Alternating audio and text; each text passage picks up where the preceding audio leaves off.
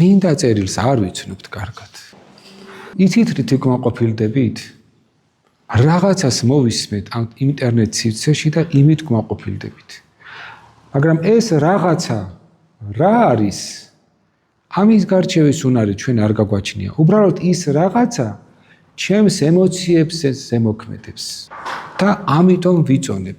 იმიტომ რომ თუ შევშინდი ერთხელ, შემდგომ რაც შიშს გვრის, სულ იმას უსმენ და მტკიცდები ამ მოსაზრებაში, რომ აბა რა, ძალიან საშიში სიტუაცია არის და აუცილებელია რომ ზუსტადაც ეს შიშის გრძნობა არსებობდეს, ეს ძალიან გონივრულია და ამ დროს არ არის ეს, პირიქით არის.